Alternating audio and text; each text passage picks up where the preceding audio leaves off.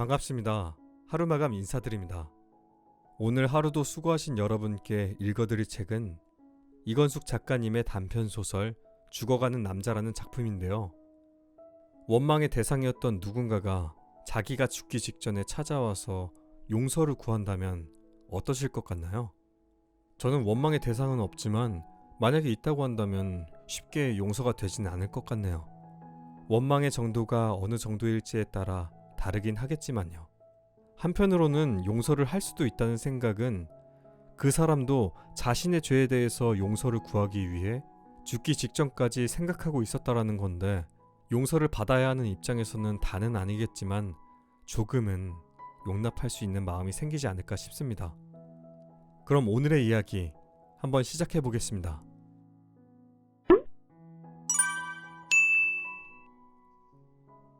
이건숙 단편소설 죽어가는 남자. 금년 마지막 달력을 열면서 잎을 떨군 앞마당 모과나무를 거실 창문을 통해 내다본다. 신혼 초에 남편과 함께 심은 결혼 기념 식수이다. 결혼 초입이건만 유난스럽게 날씨가 매섭다. 아직도 기름 보일러를 놓지 못하고 연탄을 고집하는 나를 두고 자식들은 혀를 내두른다. 이제 50줄에 들어섰으니 슬슬 노인 행세를 하라고 큰 아들은 아침 식사를 하면서 놀려대기도 한다. 자식들 셋을 다 결혼시킨 뒤에 기름 보일러를 놓을 생각이다. 그들이 독립해서 나가기까지 허리를 졸라매고 길가 포장마차에서 기러기 허락하는 동안 떡볶이와 순대를 팔리라 다짐한다. 정오가 지난 뒤에야 장사하기 때문에 자식들이 모두 나간 뒤 부지런히 집안일을 치우고 어묵 국물을 우려내야 한다. 무, 다시마, 멸치, 청양고추를 넣어 정성스럽게 1시간 이상 끓이는 일은 이제 이력이 났다. 이 장사도 단골을 잡아야 하는데 그 비결이 바로 이 꼬치 국물 맛에 달려있다. 혼자 손에 튀김도 미리 해서 가지고 나가려면 정신없이 아침 시간은 바쁘다. 게다가 벗어놓고 간 옷도 세탁기에 넣어 돌리고 귀가한 자식들이 먹을 저녁 반찬도 차려놓고 나가야 한다. 늘 하는 일이지만 오늘 아침은 따뜻한 아랫목에 누워 푹 쉬고 싶다. 감기 기운이 있는지 미열이 나는 듯 했다. 1년 12달 쉬지 않고 일했더니 몸살이 나는 모양이지만 어묵을 꼬지는 끼우는 손은 아주 잽싸다. 혼자 하기 힘드니 이제 그만 접으라고 자식들은 야단이지만 아직은 때가 아니라고 우기고 있다. 5살부터 연년생 자식들 셋을 앞에 놓고 남편이 떠나버린 날들의 참담함을 지금도 생생하게 기억하고 있는 탓에 단단히 섰을 적에 더 정신을 차려야 한다. 솔직히 말하면 돈을 벌 기회는 많았다. 도심지의 변두리에 자리 잡은 이 기와집을 종잣돈으로 삼아 은행 빚을 얻어서 강남의 작은 아파트라도 샀다면 지금쯤 몇십 배가 뛰었을 터이다. 어째서 이 집을 팔지 않았지 하면서 이따금 후회도 한다. 큰 아들은 이제 밝아서 강남 허름한 방 2짜리 아파트라도 사자고 보챘었다.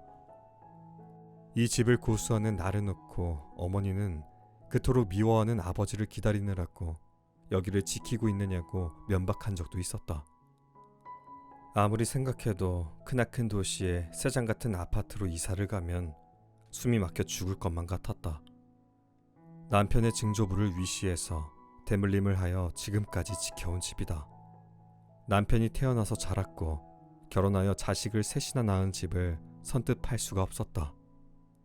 그만큼 조상의 어리석이고 손때로 절었으며 한 가정의 역사와 추억이 깃든 집이니 어쩔 수 없지 아니한가. 자식들이 떠나면 그림 같은 하얀 양옥을 여기에 짓고 살다가 여기서 생을 마감할 예정이다. 그만큼 이 집이 자리 잡은 터나 위치가 내 마음을 사로잡았다. 남향이라 햇볕이 잘 들었다.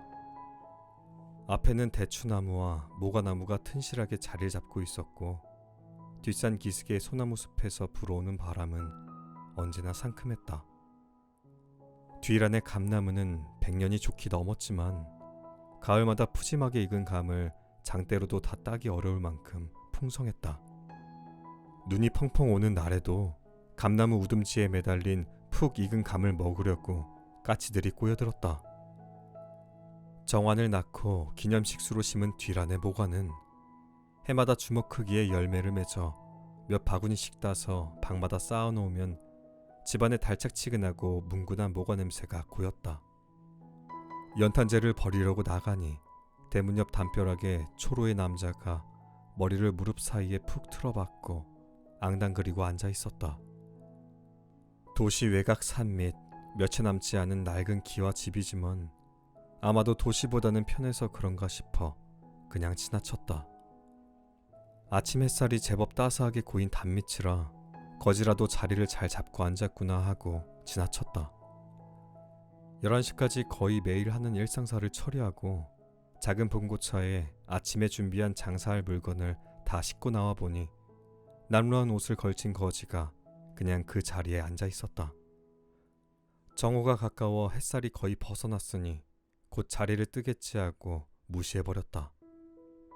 하루 종일 혼자 손에 장사를 하자니 다른 일에 신경을 쓸 수가 없었다. 그렇게 후딱 하루가 지나고 자정이 가까워질 무렵 주섬주섬 물건들을 챙겨서 집으로 돌아왔다. 대문 앞에 당도해 보니 아침에 본 그 거지가 그냥 그 자리에 붙박이로 앉아 있었다. 세상에, 하루 종일 저러고 있었단 말인가. 먹지도 않고 화장실도 가지 않고서 저꼴로 있었다면 혹시 죽은 것이 아닌가 하는 의구심이 들어 조쫌조쫌 다가가서 툭 건드려도 반응이 없다. 마침 초등학교 교사로 근무하는 큰 아들이 회식이 있어 늦는다고 하더니 이 시간에 맞닥뜨렸다. 어머니, 이 사람 누구예요? 웬 거지가 아침부터 여기 이러고 있구나. 오늘 밤 영하로 떨어진다는 일기예보가 나왔어요. 이 사람 여기 이러고 있으면 얼어 죽을 터인데 어쩌죠? 경찰을 불러라. 그들이 이 사람 갈 곳을 정해줄 것이다. 아들은 주머니에서 핸드폰을 꺼내 자판을 두드렸다. 그러자 머리를 무릎 사이에 틀어박고 있던 거지 남자가 머리를 확 쳐들더니 나를 뚫어지게 보면서 기어들어가는 목소리로 말했다. 여보, 나야. 여보라는 말에 아들도 나도 화들짝 놀라서 거지의 얼굴을 응시했다. 그는 외등 불빛에 얼굴을 드러냈다. 거무죽죽한 얼굴이 한눈에 깊은 병이 든 걸 알아볼 수 있었다. 눈의 흰자위는 누렇게 들뜨고 검은 얼굴에 짙은 황달빛이 서려 있었다. 순간 나는 발악하듯 소리쳤다. 이 인간이 여기가 어디라고 감히 나타나서 날 보고 여보라니! 나는 두 손을 소리가 나도록 탈탈 털고 비비면서 침을 탁 뱉고 돌아섰다. 그러나 큰아들 정환은 이러도 저러도 못하고 어머니의 뒷모습과 생부라고 나타난 거지를 노려보았다. 5살에 헤어졌으니 아련히 모습이 생각난다. 아버지가 집을 떠난 뒤 어머니가 그의 모든 사진을 치워버렸기 때문에 밑에 두 동생은 아버지의 얼굴도 모른다. 실로 25년 만에 거짓골로 모습을 드러낸 아버지를 놓고 정환은 어쩔 줄을 모르고 멍청이 서 있었다. 골목을 파고드는 겨울바람이 차갑게 문안 먼지를 일구며 스치고 지나간다. 정환은 집 안으로 들어선 나의 동태를 살폈다. 나는 추운 날씨건만 건넌방 툇마루 위에 걸터앉아 거지를 향해 입에 거품을 물면서 욕을 해댔다.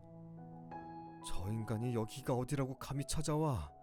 길거리를 헤매는 미친 개만도 못한 인간이 자식들 얼굴을 어찌 보려고 여기에 저꼴로 얼굴을 내밀어. 흡살 맞아 죽을 놈 같으니라고. 길거리에 나앉아 25년 장사를 했더니 입만 거칠어진 걸 새삼 실감했다. 나의 이런 푸념에 이미 귀가에 있던 막내딸 정수기와 둘째 아들 정호도 뛰어나와 어머니와 바깥의 동태를 살폈다. 호기심이 많은 정호가 밖으로 나가 형과 함께 있는 거지를 보고 무슨 영문인지 몰라 어리둥절했다. 그런 동생을 정환은 옆으로 데리고 가서 가만히 속삭인다. 우리 아버지다. 넷. 우리가 어렸을 적에 돌아가셨다고 어머니가 그러셨잖아. 이 말에 대꾸도 하지 않고 정환이 거지를 일으켜 부축하고 안으로 들어갔다. 형이 어련히 알아서 하겠는가 하는 마음을 감추지 못하고 정호도 거지 뒤를 따라 들어왔다. 밖이 어수선하니 정수기도 나와 거지를 번갈아 살핀다. 이런 때 정신을 차려야 한다. 나는 이 집의 가장이니 일을 잘 마무리 지어야 한다. 나는 마른 침을 삼키고 정환이 거지를 데리고 들어오자 저들을 향해 참지를 못하고 발딱 일어나 고함쳤다. 저 인간을 어쩌자고 집에 들이는 것이냐? 저건 사람이 아니다. 악마야, 악마. 갈갈이 찢어 죽여도 시원찮을 악한이라고. 아마도 죽은 귀신이 되어 들어온 것 같으니 당장 문 밖으로 내쳐라. 그렇지 않으면 내가 죽을 것이니 너희들 알아서 해라. 이 난리통의 거지 남자는 머리를 때가 꼬질꼬질 끼어 기름이 주르르 흐르는 기 속에 옴츠러 넣고 아예 눈을 감아버렸다. 알아서들 하시오 하는 태도였다. 벙어리처럼 한마디 말도 없이 몸을 큰아들 정환에게 맡기고 인생을 포기하고 살기를 거부하는 몸짓을 보였다. 어머니, 오늘 하루만 제 방에서 재우고 내일 날이 새면 제가 경찰을 부르든 시설에 보내든 할게요.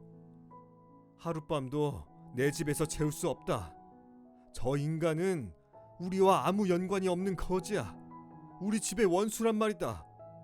그러니 어서 첩에게 돌려보내라. 죽고 못 사는 첩년을 놔두고 어쩌자고 여길 기어들어왔어. 어서 그년에게 가도록 내치라니까.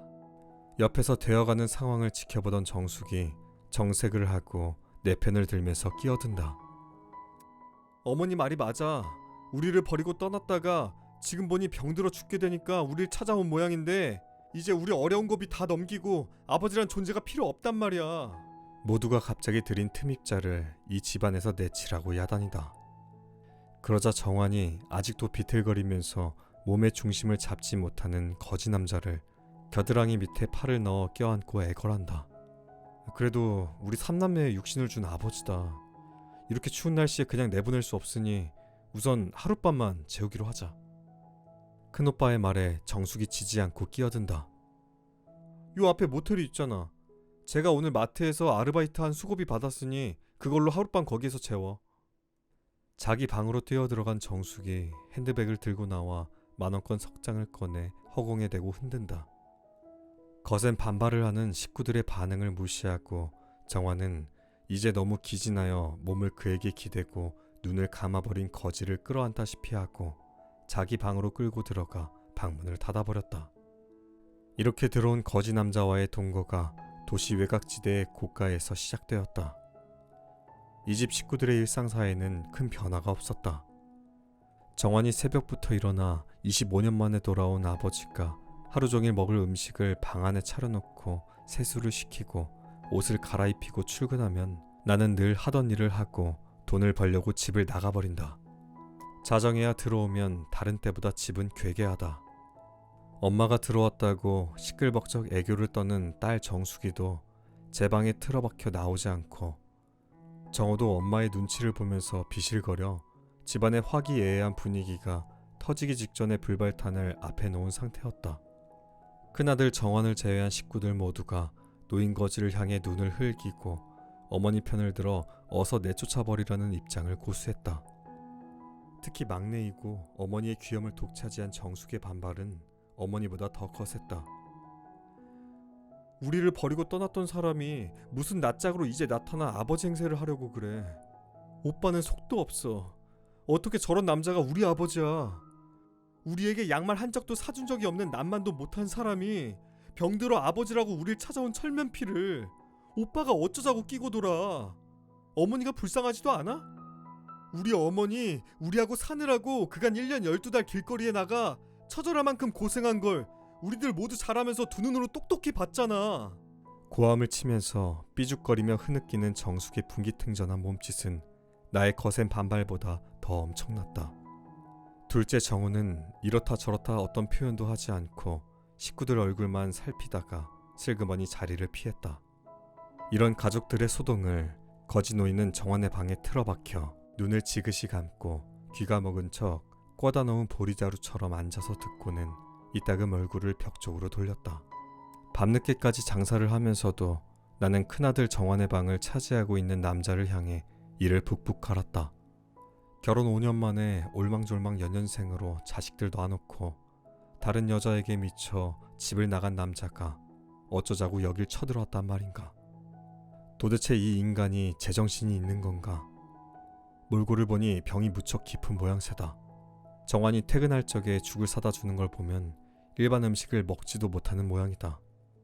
동물처럼 살아온 인간에게 밥을 한 수저라도 가져다 준다면 속에서 임신 구토증이 올라올 것 같다. 해서 식구들을 위한 별식을 차린 날에도 나는 될 수 있는 대로 그쪽 방향으로 머리도 돌리질 않는다. 정환이 퇴근하여 귀가할 적마다 쇼핑을 잔뜩 해오는 걸 보면 거지 노인이 입을 옷이랑 환자에게 필요한 것들을 사들이는 모양이다. 자식들이 다 출근한 뒤에 슬그머니 그가 있는 방에 살짝 열린 문틈으로 훔쳐보았다. 몹시 아픈지 모로 누워 다리를 웅크리고 신음을 삼킨다. 그가 내 가슴에 서리서리 서린하니 그를 덮쳐 저렇게 아파야만 하는 것은 당연한 일이다. 그래도 저 정도로 아픈 꼴에 조금은 짠한 마음이 들어 그가 좋아하는 녹두죽이라도 쑤어줄까 하는 마음도 살짝 스쳤으나 머리를 세차게 흔들었다. 여직 나를 이날까지 버텨준 것은 자식들 셋을 반듯하게 길러 먼 훗날 저 작자 앞에 당당하게 내보이는 것인데 어쩌자고 저 몰골로 내 앞에 나타났단 말인가. 이 지경에서는 패자가 된 그를 놓고 겨뤄볼 수도 없자는가. 첨년한테 낳은 아들, 딸은 호의호식하고 고생도 하지 않고 대학을 나와 유학도 갔다는데 그 식구들 어디에 두고 저 몰골로 긴 세월 버린 가족들을 찾아왔단 말인가. 이런 상태에서는 늘 하는 길거리 장사건만 집중할 수가 없고 속이 부글부글 끓어올라 나는 하루 종일 심통이 나서 얼굴을 찡그리고 손님을 대하면서 실수를 연발했다. 아침 출근 전에 큰아들 정환이 쭈뼛거리면서 안방으로 들어와 내 앞에 무릎을 꿇고 앉았다. 뭔 일이냐? 이제 저작자의 추악한 면을 다 보았느냐? 사실 어머니가 장사 나간 사이 두어 주간 제가 아버지를 병원에 모시고 다녔어요. 마침 봄방학이라 시간이 나서요. 결과는 아주 충격적이에요. 말기 담낭암이라네요. 아버지라고 정환이 그를 지칭하자 나는 치솟는 분을 누르지 못하고 소리를 버럭 내질렀다. 난 무식해서 담낭이 어느 부인지도 모른다. 어디가 병들었다는 말이냐? 담낭은 쓸개예요. 그 인간 그래야 싸다. 너희들 양육비나 교육비를 단 한 푼도 보낸 적이 없는 사람이다. 쓸개 빠진 짓을 일생 하더니 그런 병을 알아야 마땅하다. 정원은 잠시 입을 다물고 있다가 내 두 손을 가만히 잡았다. 항암 치료를 2번 했는데 암세포가 약물에 반응을 하지 않아요. 더 이상 치료하는 것이 무의미하다더군요. 의사 말로는 곧 가실 거라고 해요. 싸다 싸. 그 인간 당연히 그래야 한다. 우리에게 지은 죄가 절대로 용서될 수 없으니 말이다. 진짜 악한 놈을 알아보시고 우리 좋으신 하나님이 그자의 쓸개에 악성 종양을 씹었으니 참으로 진실하신 하나님이다. 어머니, 곧 죽음을 앞에 두고 있는 분이에요. 생판 남이라도 불쌍히 여겨야 하는 것 아닌가요? 이제 고만하셔요. 일생 깨 쏟아지게 살아온 첩년과 자식들이 있는데 네가 왜 이 굳은 일을 도맡는단 말이냐? 너도 썩 물러서고 어서 그곳에 전화해서 데려가라고 해. 그렇게 못하면 거지들 수용하는 시설에 넣어버려. 며칠이 될지 몇 달이 될지 몰라도 곧 이 세상을 떠날 사람이에요. 너도 할 일이 없구나. 저런 못된 인간에게 신경을 쓰다니. 나는 일부러 목청을 높여 그가 있는 쪽을 향해 그 작자가 들으라고 악을 썼다.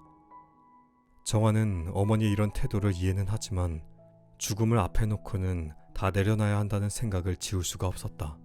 누구나 젊은 시절 삿된 미망에 빠져 죄를 지을 수 있다. 아버지가 여길 찾아온 것은 한 번만 기회를 달라고 절규하는 마음으로 온 것이 분명했다. 나 자신도 잘못을 저지를 수 있기 때문에 남의 잘못을 용서하는 것이 아니겠는가. 그래야 내가 잘못했을 적에 남도 나를 용서하는 것이기 때문이다. 부엌으로 들어간 나의 뒤를 따라온 정환이 부엌 문을 열어놓은 채 큰 소리로 말했다. 유는 유를 부르는 것이 세상 법칙이에요. 미움은 미움을 부르고 사랑은 사랑을 부르는 법이지요.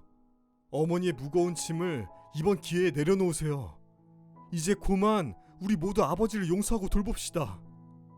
어쩌면 며칠 안에 돌아가실 수도 있어요. 암세포가 전신에 퍼져서 고통이 몹시 심해요. 의사가 소개한 호스피스가 며칠 내로 와서 통증을 돌보고 시중을 들어준다고 했으니 어머니가 마음을 다스리면 좋겠어요. 호스피스가 뭐냐? 돈이 썩어 문드러졌니? 그 작자에게 한 푼도 지출할 수 없다. 너희들 짝을 맺어 내보내려면 우린 지금 돈이 엄청 필요하다. 호스피스는 몇 달 안에 죽을 사람들을 위해 무료로 봉사하는 사람들이에요. 우리가 돈을 조금도 지불하지 이런 아들을 않아요. 향해 나는 눈에 쌍심지를 켜고 노려보았다. 아들은 그래도 주눅들지 않고 하고 싶은 말을 다 했다. 의사가 당부하는 말이 등창이 심하니 체위를 자주 바꿔 뉘라고 하는데 나더러 그 짓을 하라고? 너 미쳤니? 전신에 악질 종창이 나서 죽어도 나는 이런 그 짓 나를 큰 못한다. 아들은 안쓰러운 표정을 감추지 못하고 한참 쳐다보았다. 오늘 밤 임종할 수도 있어요. 우리 교회 목사님을 모셔다 병상 세례를 받게 할 겁니다. 그 영혼이라도 구원받아 장차 천국에서 우리 식구 모두 모이게 해요. 저 인간이 구원받는 걸 나는 못 본다. 지옥에 던져져서 고통 속에 지내야 한다. 영원히 꺼지지 않는 불못에 던져져야 마땅한 인간이다. 어머니, 제발 이제 그만해요. 그간 제가 아버지에게 성경 원리를 찬찬히 설명해서 하나님을 믿기로 했으니 어머니가 반대해도 전 우리 목사님을 모셔다 병상 세례를 받도록 할 거예요. 이 악질이 나와 세상에 얽힌 것도 억울할 판에 죽은 뒤에 천국까지 나를 따라오겠다고? 미쳤어, 미쳐. 이 사람이 천국에 간다면 난 거기 안 갈란다. 아무튼 꼴도 보기 싫은 사람을 그 좋은 곳에 데려가는 걸 나는 절대 반대다. 어머니, 아버지가 우리에게 주신 큰 선물을 잊으셨어요? 그 인간이 무슨 선물을 우리에게 주었다고 넌 그러냐? 우리 교회로 인도하여 하나님을 믿게 했잖아요. 아버지가 우리 그렇게 떠나지 않았다면 우린 절대로 교회 근처에도 가지 않았을 것입니다. 저런 억지가 어딨어? 그 인간이 우리를 하나님께 인도했다고? 남편이 갑작스레 떠난 뒤 먹을 것이 없어 굶어 죽기를 기다리며 질비하게 방바닥에 누워있을 적에 바로 옆에 살고 있던 집사님이 먹을 것을 주었다. 나중에는 교인들이 십시일반으로 식량을 날랐고 모두 힘을 합쳐 우리 가족이 자립하여 살 수 있도록 생활터전을 열어주지 않았던가. 처음엔 군고구마 장사로 시작하여 호떡을 팔다가 포장마차로 자리를 굳혔다. 남편이 떠난 뒤 긴 세월 추위와 더위를 견디며 길바닥에 나앉아 장사를 한 셈이다. 그런 환경에서도 주일 하루는 장사를 접고 자식들과 나는 교회에 다니며 지금까지 단단하게 설 수 있었다. 남편의 자리에 하나님이 우리 가정의 가장이 된 셈이다. 넌 이 집안의 장남으로 이날까지 어려운 생활 중 단 한 번도 나를 거슬린 적이 없었다. 그런 네가 나를 이렇게 아프게 하다니. 지금 나는 돌아버릴 지경이다. 정환이 학교 간 사이에 호스피스가 왔다. 신체 간호와 돌보는 식구들이 쉴 수 있도록 휴식 간호를 하러 왔다고 그녀는 자신이 앞으로 할 일들을 나열했다. 환자를 찬찬히 살펴보더니 병황이 다급한지 산소 탱크도 좁은 방으로 들어갔다. 간간히 신음소리가 들려왔다. 60대 여자인 호스피스는 통증을 줄이기 위해 약을 먹이고 편안하게 환자의 마음을 안정시키고 방 안을 깨끗하게 치웠다. 정오가 되자 점심을 먹고 온다고 나에게 잠시 환자를 부탁하고 나갔다. 나는 조쫌조쫌 그의 곁으로 다가갔다. 조금 전에 호스피스가 나가면서 귀에 말을 한 탓이다. 목과 겨드랑이의 림프절까지 암세포가 전이된 상태라 곧 임종 과정에 들어갈 수도 있다고 했으니 죽기 전에 그 몰골이나 똑똑히 보아두자고 구경하는 심정으로 방 안으로 발을 내디딘 셈이다. 그 옛날 둘이 한참 사랑할 적의 모습은 사라졌으나 코나 입 언저리의 수려함은 그대로 남아있었다. 그 모습이 아들과 딸의 얼굴에도 국화빵처럼 찍혀있지 아니한가. 당당하고 패기 넘쳤던 남자였는데 지금 보니 기가 죽어 푹 가라앉아 있었다. 마른 풀잎처럼 바짝 말라 미라처럼 쪼그라든 모습이 사람 같지가 않았다. 아들이 사다 입힌 푸른 기운이 도는 위도 탓일까? 내가 다가오는 걸 기다렸다는 듯 눈을 지그시 감은 채 그는 핏기 없는 손을 내밀었다. 나는 그 손을 잡고 싶지 않아 그냥 두었다. 그는 기운 없이 손을 이불 위에 툭 떨어뜨리고 기어들어가는 목소리로 말했다. 당신이 만든 수수 부꾸미가 먹고 싶어. 팥소를 넣어 한쪽 해주구려. 마침 호스피스가 들어오는 대문 소리에 나는 발딱 일어나서 나갔다. 미친 거 아냐? 죽도 못 넘기는 주제에 수수부꾸미라니. 하긴 서로 재미있게 살던 시절 유난히 수수부꾸미를 좋아했던 남편을 위해 토요일마다 수수를 물에 불려 갈아서 단팥소를 박아 큰 송편처럼 빚어서 들기름에 부쳐 먹었다. 그게 25년 만에 생각이 나는 모양이다. 미안하지도 않은가? 그걸 내게 요구하다니. 미쳤어. 미쳐. 속에서는 이런 소리가 소용돌이 치지만 이상하게도 분노 속에 감추어져 있었던 그 무엇이 내 가슴을 뭉클하게 했다. 오늘 하루 거리 장사를 쉬기로 하고 재래시장에 들러 실로 오랜만에 차 수수 한 대와 팥을 샀다. 기름집에서 반 시간이나 기다려 즉석에서 짠 들기름을 한 병 사들고 대문에 들어서는 순간 호스피스의 다급한 음성이 들렸다. 어서 식구들을 모두 부르세요. 임종 과정이 급작스럽게 시작되었습니다. 나는 사들고 온 수수와 팥, 들기름을 툇마루에 놓고 방 안으로 뛰어들어갔다. 그는 갑갑하다고 산소 마스크를 떼라고 손짓하더니 입술을 꽉 깨물어 아랫입술에 피가 나고 있었다. 그는 힘없는 눈을 간신히 뜨고 나를 뚫어지게 쳐다보더니 입을 달싹거렸다. 당신에게 정말 미안구려. 너무 미안해. 퀭한 그의 눈은 너무 외롭고 황폐하여 나락에 떨어진 절망의 눈빛을 지니고 있었다. 이 세상에서 가장 고독한 사람이 혼자 버려져서 내 앞에 누워 있었다. 나도 모르게 나는 그의 손을 와락 잡았다. 영미를 부를까? 그 집 아이들하고. 내 입에서는 영미라는 이름이 튀어나왔다. 바로 남편을 앗아간 나쁜 년의 이름이 아직도 뇌리에 박혀있던 모양이다. 그는 강하게 머리를 흔들었다. 불치병에 걸리니 재산이 축나고 돌볼 시간과 마음의 여유가 없어 내쫓았다고 큰아들이 혼자서 중얼거렸던 말이 생각났다. 그런 상태로 밤을 넘겼다. 세차게 머리를 흔들며 생부를 보기 싫다고 야단치던 작은 아들과 딸은 씁쓸해한 표정을 감추지 못하고 큰아들 정환의 호통에 모두 임종 자리에 둘러앉았다. 말을 전혀 하지 못하고 가래가 찬 듯 그렁거렸다. 나는 그의 몸을 손에 얹었다. 턱과 가슴이 차츰 차가워져 갔다. 숨을 몰아쉬더니 긴 한숨을 몇 번 쉬다가 힘없이 머리를 떨구었다. 호스피스가 조용히 둘러선 식구들과 나를 향해 말했다. 임종하셨습니다. 호스피스가 시신에서 소변줄을 빼고 산소탱크와 안면 마스크를 정리하기 시작했다.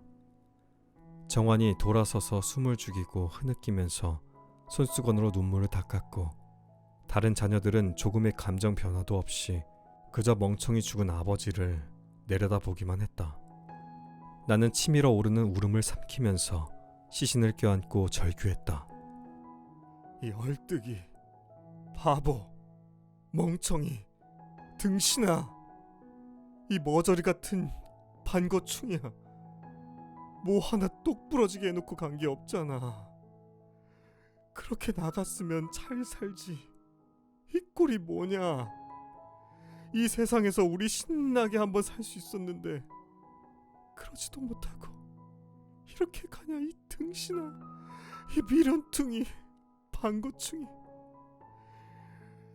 이렇게 가버리면 내가 미워할 사람이 없잖아. 거센 내 몸부림을 큰 아들이 놀란 눈으로 한참 지켜보다가 나와 함께 시신을 부둥켜 안고 마음껏 통곡했다. 나는 그간 가슴에 차곡차곡 쌓인 한을 비워가면서 나중엔 그의 겉모양은 그냥 있는데 돌덩이처럼 물건이 되어버린 인생이 버거워 나를 향해 울부짖었다. 오늘도 끝까지 들어주신 여러분께 너무 감사드리고요. 그럼 이만 하루 마감 인사드리겠습니다. 평안한 잠 주무세요.